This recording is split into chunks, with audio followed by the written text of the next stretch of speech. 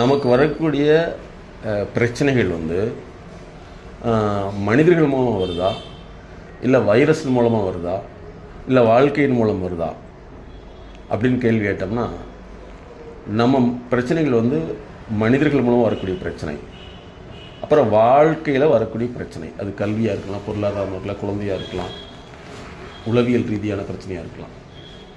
இது ஒன்று வைரஸில் வரக்கூடிய பிரச்சனை. அப்போ இந்த மூன்றுக்கும் அந்த துறை சார்ந்த நபர்கிட்ட தான் நம்ம வந்து கன்சல்டேஷன் எடுத்துக்கணும்.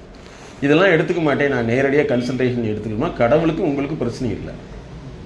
அப்போ கடவுள்கிட்ட கன்சல்டேஷன் எடுத்தால் மனித பிரச்சனையை கடவுள் எப்படி தீர்ப்பார்? அந்த தீர்ப்பதற்கு கடவுள் வந்து மனிதர்களை உருவாக்கி வச்சிருக்கார்.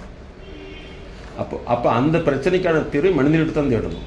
தான் அந்த எக்ஸ்பர்ட்டை போய் நமக்கு எடுத்துக்கணும் இல்லையா?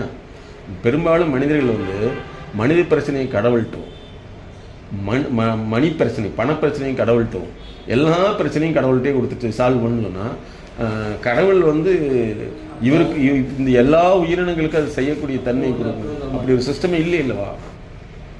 எந்த மிருகமாவது கடவுளே என்னை காப்பாற்று அப்படின்னு சொல்லுதான்? தேடி போகிறது தான். மிருக வாழ்க்கை மனித வாழ்க்கை தேடுதல் தான். ஒரு மிருகங்கள் தன்னை தற்காத்து கொள்ளலைன்னா அது ஃபெயிலியர் ஆகிடும். அதனால தான் வந்து ஒட்டகங்கள் குட்டி ஓட்டணும் எட்டி உதைக்குமாமா.